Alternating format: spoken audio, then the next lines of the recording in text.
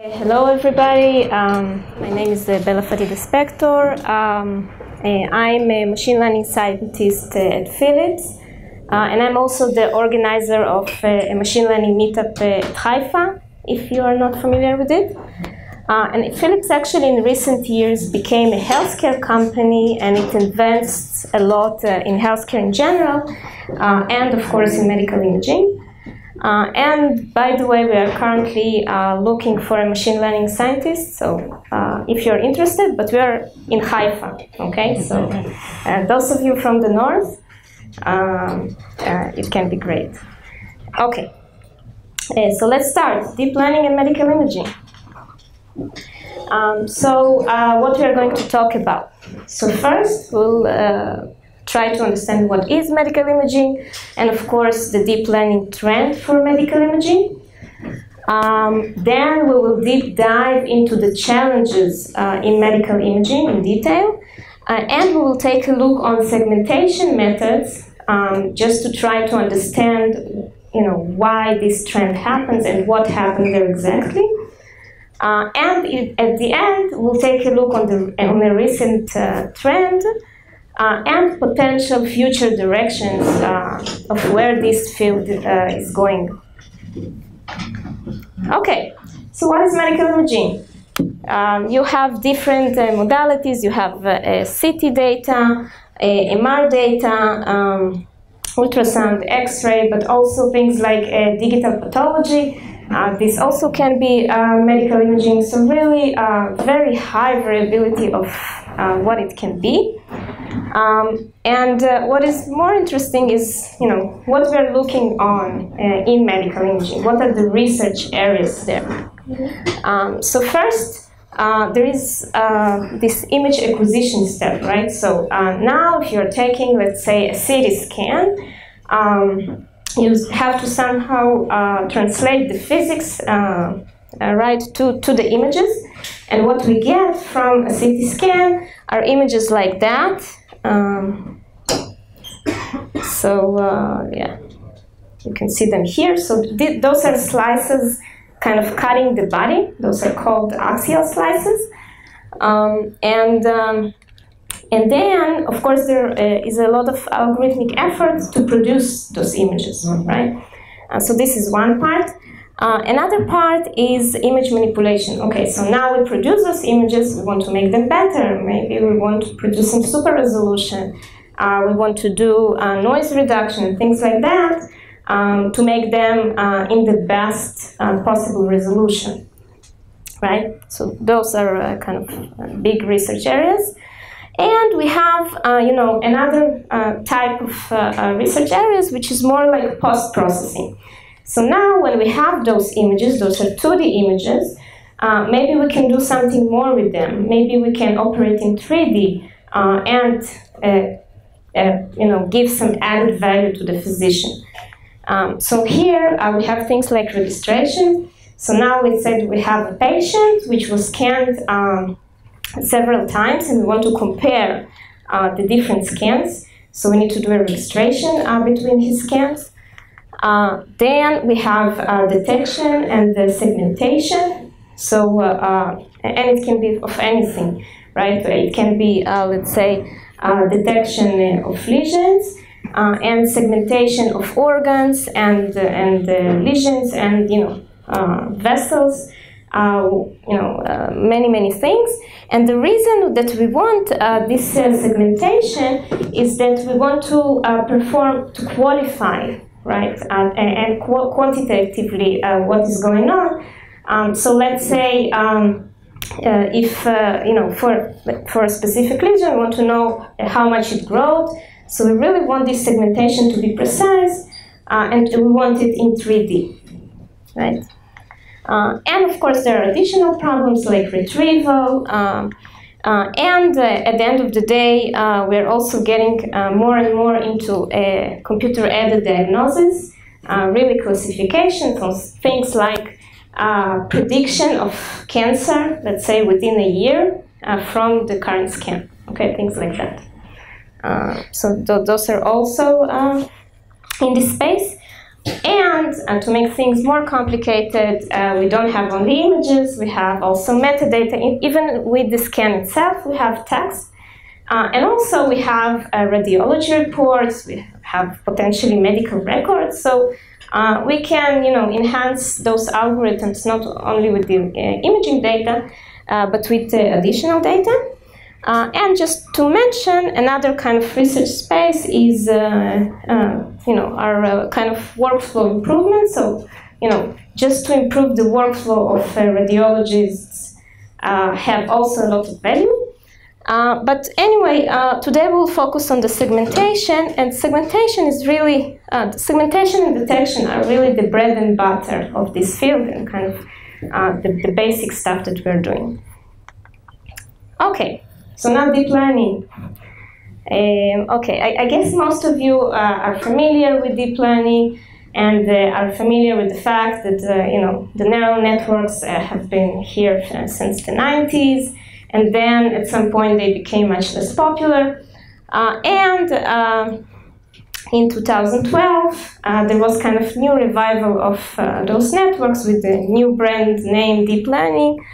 With a network that is called AlexNet, that actually won the large-scale natural images competition. And not only it won this competition, the error reduction at the time was more than 10%, which was really mind-blowing for this kind of competition. And really since then you can see the trend, it's really rising nicely, and deep learning was applied to a lot of stuff. Okay, now let's look on deep learning in medical imaging. So here you can see somewhat different picture. This is 2012, but still we don't have this rise, right? A little bit more in 2014 and 2015. And suddenly something happened in 2016, right, and 2017. And here, this we just don't know yet, right? This year we still don't know. Okay, so something happened here in 2016, or maybe even in 2015, that really started this revolution also in the medical imaging domain. What do the numbers represent? Sorry? What do the numbers represent? What are the numbers. This was actually the numbers are from the number of papers that were found in PubMed search. PubMed is if you're looking for articles in the medical domain, this is the place for you. Okay, so there I just typed deep learning and medical imaging, and this is what I got. And you can get a graph from that. So yeah, it's not a Google Trends, but it's kind of maybe even more reliable than that. It seems a bit little, 268 publications. It's not too many publications. Those are publications for medical imaging, right? It's kind of not a general computer vision things. It's a niche.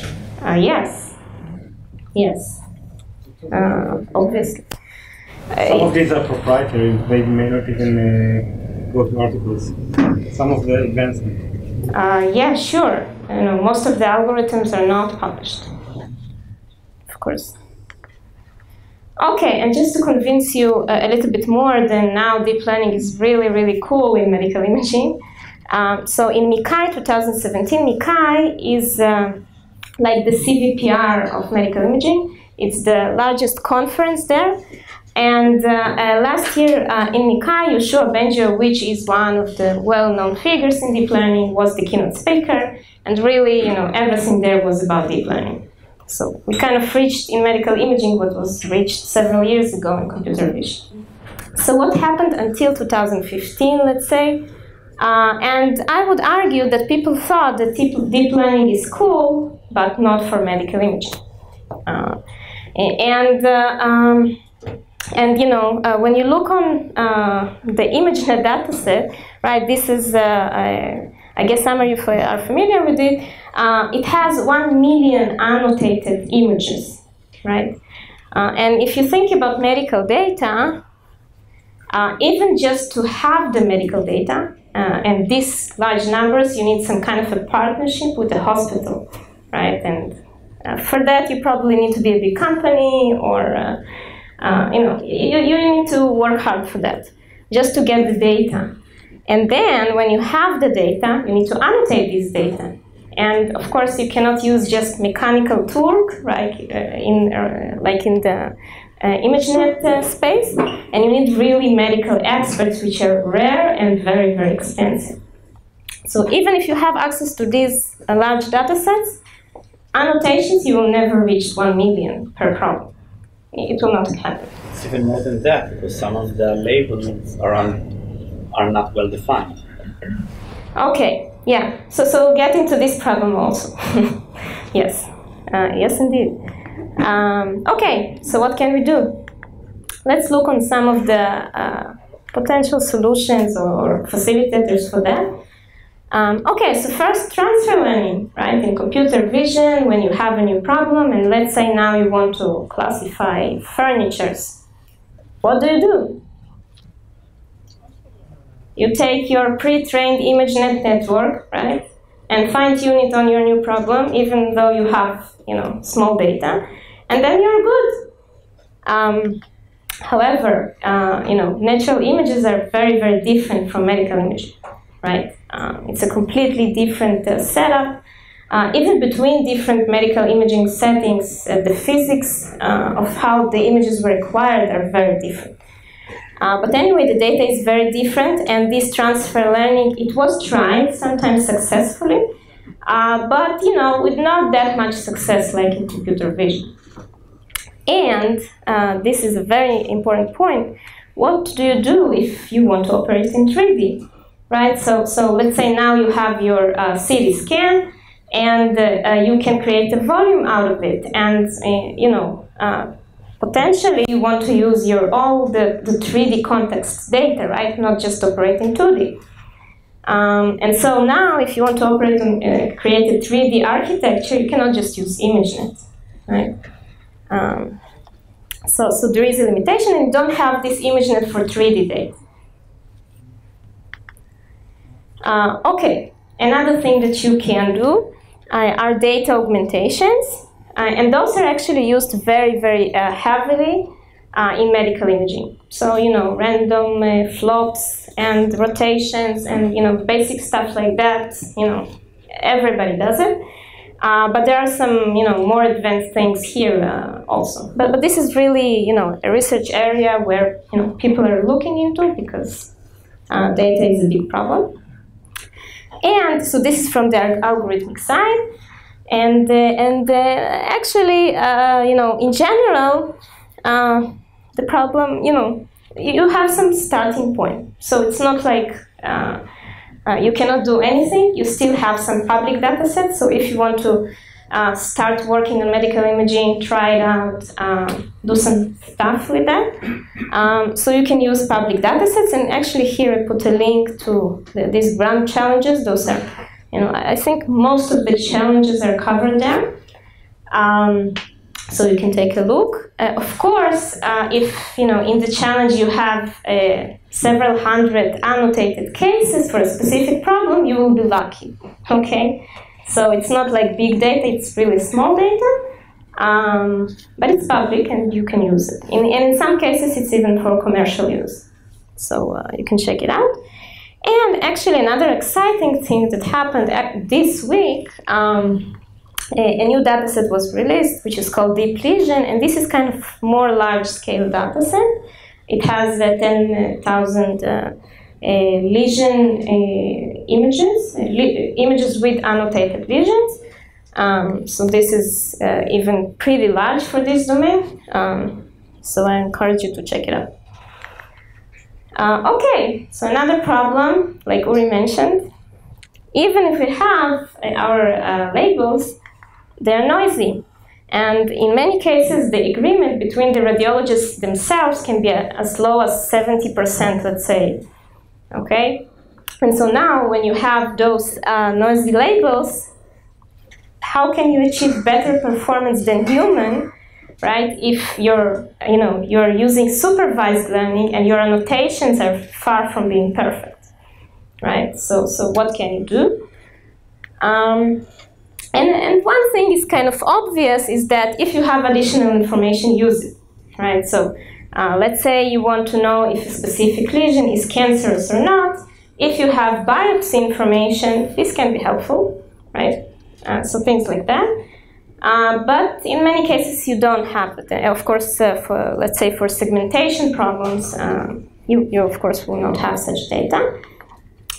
And another point to consider is that even though you don't have this large data set in general, it's not that much important that your training set will be very clean, right? So if you will have in your training set a lot of data, and it will be noisy, and let's say the annotations will be done not by the most expert radiologist, but with some person that is less expert in the field. So this can be still fine. What is important is that your test set will be of high quality, right? Because sometimes, if you have large data sets and it is noisy, it still can be okay. Most of the data is low quality because you don't want the radiation.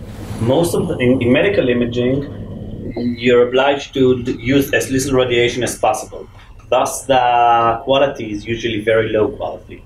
That's image quality, data quality. Yes, it's a different thing. It's a different thing, and specifically the radiation is only for CT, right? If we're talking about MR, it's not really a problem. But yeah, here it's the quality of your annotations, let's say, and how you collect the data for your medical imaging problem. Another problem that we have, if you are not discouraged by now. We have a lot of problems in this field. So another problem that we have is that we have a lot of different machine vendors. Okay, so now even if you have you did a great research, you got very nice results on your data, and now you want to deploy your data in different places in the world, you need to remember that the images will be different. There will be different scanning protocols, and of course you have the demographic factors of different people in different places. And actually this is a very difficult problem, and we should remember that it's not really possible in the training set to cover all this variability. It's just not possible. Okay, and one thing that people look on at this regard is things like domain adaptation. Okay, but you can potentially solve it in different ways. But this is also kind of a vibrant research area. Okay, another thing, 3D data. So I already talked about it a little bit. That we would like to operate in 3D data. Sorry. So first, we don't have pre-trained networks when we operate in 3D. And another point is that most of computer vision research is in 2D, right? So now you have this new cool paper from CVPR, and you want to apply it. Okay, but it should be in 3D, and in many cases, it's not that trivial. And I'll explain why. It's also important to know that 3D networks are harder to train. They have more parameters, they need more data. And this is a very important point. You have, at least today, we have GPU memory limitations. Okay, and actually, typically, if you're operating in 3D, we have batch sizes like batch size of 2 or maximum 4, right? It's not like in computer vision that you have more than 100, a batch size of more than hundreds. So really, if you want to take the whole volume, which is, let's say, so typically 2D images are 512 by 512, and now let's say you have 300 slices. Okay, so if you want to fit this volume and train those kind of volumes on your GPU, you will soon, reach this limitation. Okay, so this is why in medical imaging we want GPUs with large memory. This is a must. Okay. Another problem is unbalanced data. And this happens especially when we are looking for small lesions in the big scan. Okay, or things like that. It can be detection, it can be segmentation, but of course the data is very unbalanced there. This is why different solutions were proposed, like selective sampling, hard negative mining. We have dedicated loss functions, like dice loss. So really, this is a big problem, and people are tackling this. Okay, so now let's kind of try to look on the segmentation methods and try to go through the history of segmentation methods and to understand when this trend started to happen of deep learning medical imaging more and more, and why. Okay, so this is really, I think, one of the earliest works in the field. You can see here 2012, right? Very, very early. It's segmentation of membranes in electron microscopy images. And what people did at the time is to treat the segmentation problem as classification problem. So now we want to classify each pixel. Here we're in 2D, and we want to classify each pixel as belonging to the, let's say, lesion or not. Or specifically here it's membranes in microscopy images. And now what we do, we are taking patches around this point, and you can see here, this is also a nice trick to have big data out of small data, right? So here you can see they had only 30 2D images, but then when you take the patches, you have 50,000. Okay, so this is kind of solved a little bit this problem, but of course operating in patches, you don't have this context that you want to have. So it's far from being optimal. Sorry. Yes. Yes. Okay, so next, additional things that people did. This is 2013.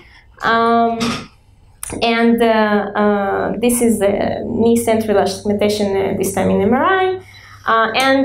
This concept kind of, until today, some people are using it. So now they say, okay, we will operate in 2D, but instead of just using one plane, we will use 3 orthogonal planes.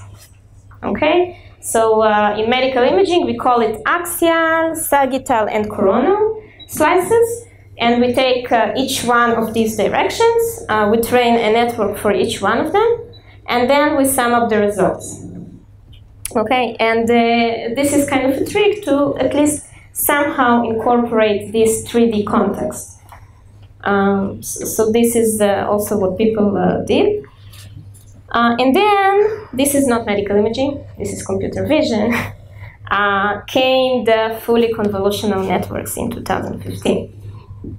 Okay, and this was kind of a big leap in image segmentation in general. And what happened here was that this was the first time that people could actually feed in a 2D image and have a segmentation output without the need to use these patches.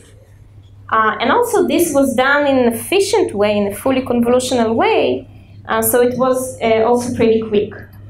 Okay, so this was really a game changer. I think this paper has something like 5,000 citations. Nice paper. Okay, so those are fully convolutional networks.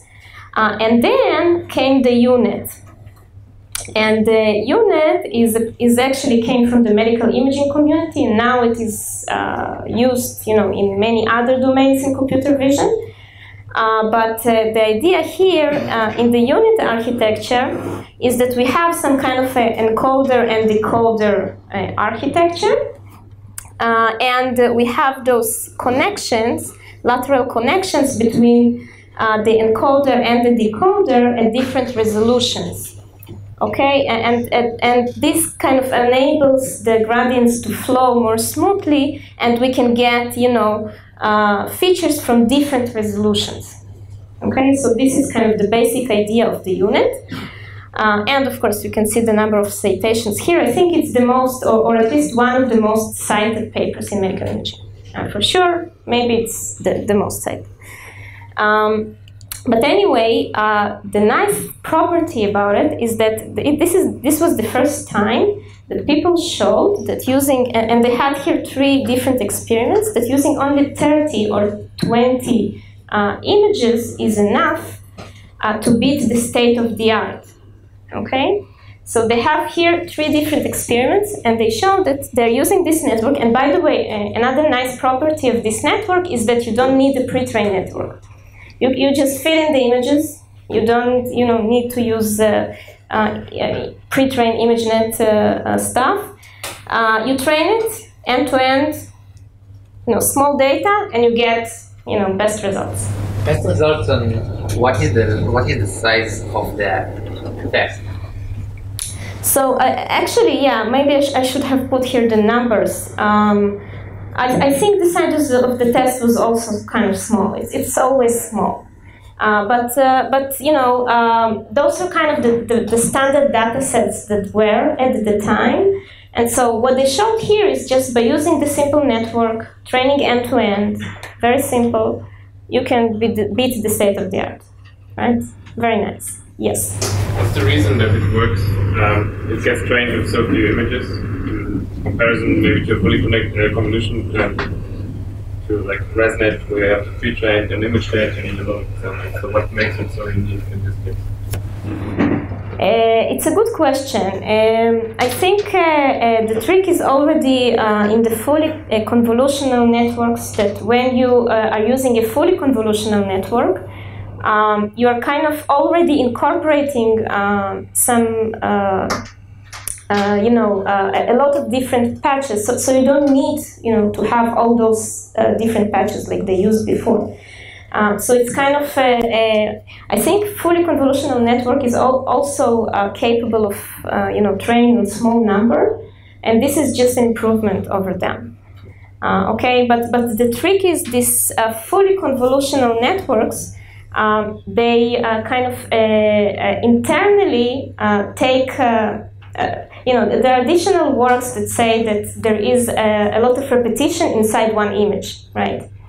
So it's kind of not those works, but there are image statistics that show you there are a lot of repetitions. And I guess what it does is, because it's trained in this way, in this fully convolutional way, you just leverage that inside. What about generalization? So if you train so few images, what about generalization or overfitting problem? It's a good question, but it's a general question for medical imaging. At the time, those are the data sets that people had. Okay, so this is how people did research in medical imaging. You have 30 images you train on, you have, 30 images for tests, you show good results, okay, so you have good algorithm. It's not like they did something new here, they just use that. Basically, it's because there's a lot less variation in the images in the medical data, like in contrast to like other imaging, computer vision, where you have a lot of variation. So here it's more constrained. So that's why you need only a few images and get good results. So potentially yes, potentially you have a smaller variation because it's the human body, right? At the end of the day, you still have all these protocols and different scanner, things like that. But what I would argue this also afterwards, it's not like you really need, I mean, this small data you get best results, from everybody else, but it's not like this is the best result possible, right? So now if you have this large data set, I guess you will get much better results, okay? Yes? How you're dealing with imbalanced data, because most of those images, it's not relevant to your class.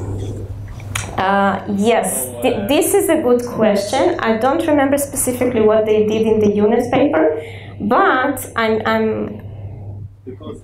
yes, sorry. Because the thing will decide to classify the data as the opposite class, because it's completely imbalanced.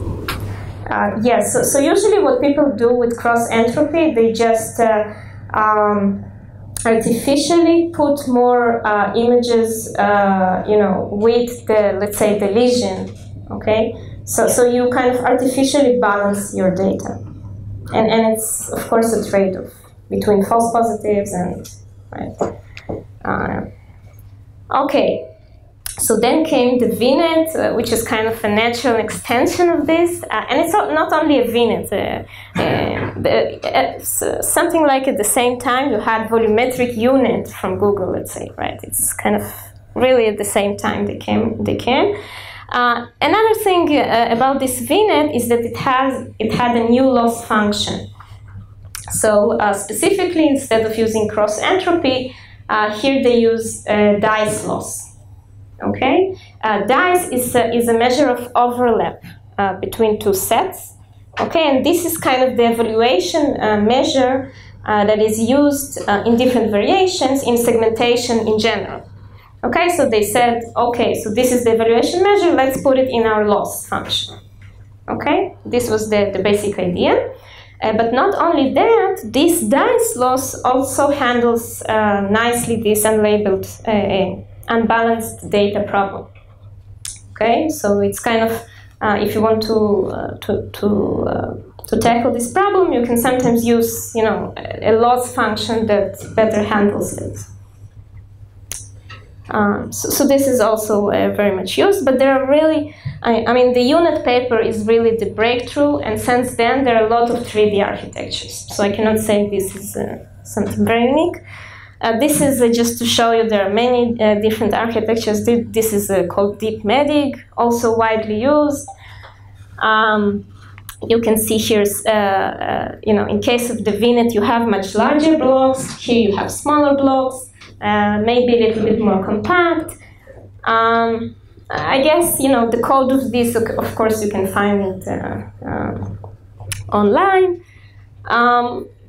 Just very popular. It has two scales. So the idea here was to have two pathways of different scales, and at the end you combine them. Okay, it's just more compact. I guess in terms of memory, maybe this is better than the. Yeah, so let's move on quickly.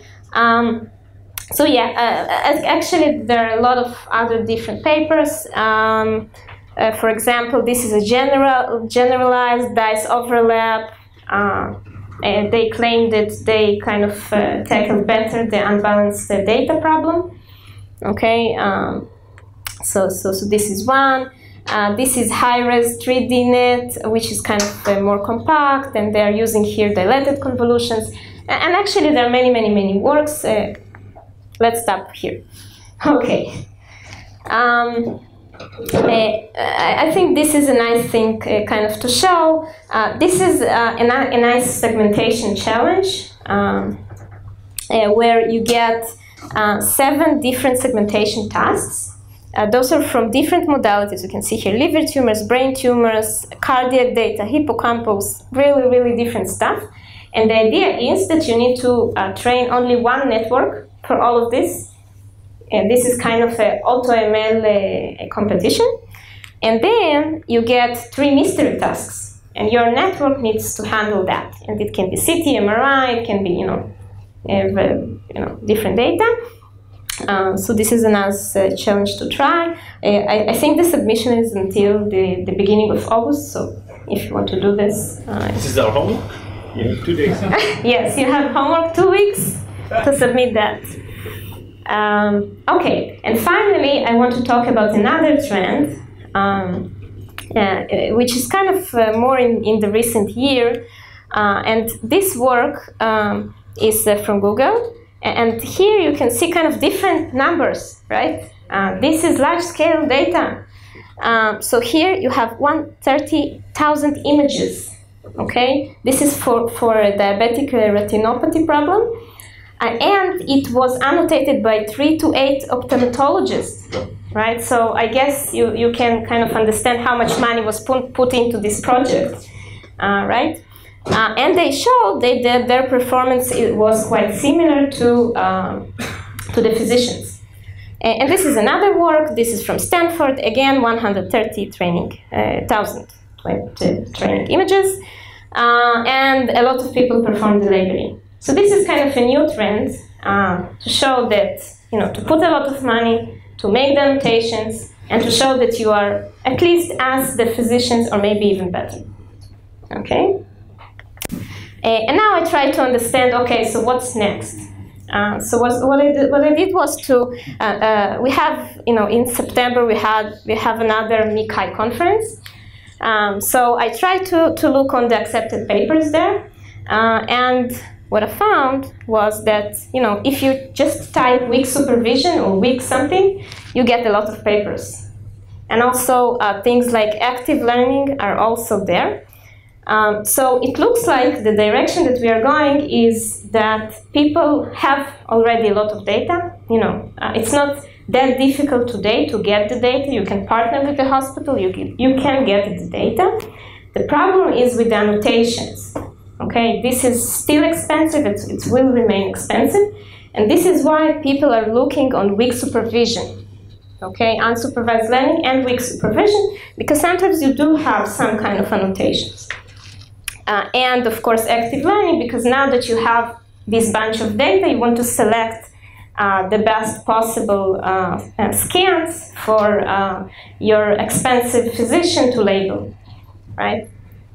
So looks like that this is the direction that we are going. Okay, thank you very much.